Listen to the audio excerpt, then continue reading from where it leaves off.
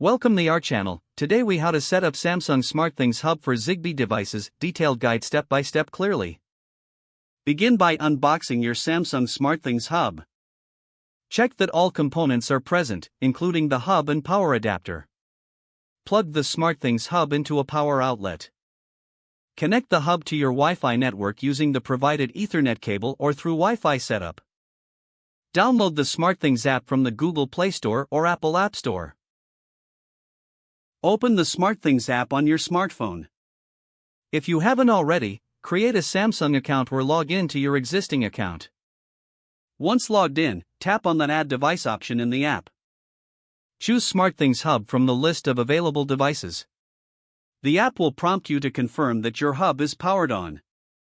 Wait for the hub's LED light to blink blue, indicating it is ready for setup. Follow the app's instructions to connect the hub to your Wi-Fi network. Ensure the hub is placed in a central location for optimal connectivity with Zigbee devices. Once the hub is connected, you can start adding your Zigbee devices.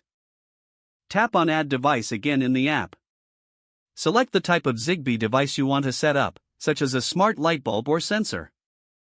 Follow the specific pairing instructions for the Zigbee device.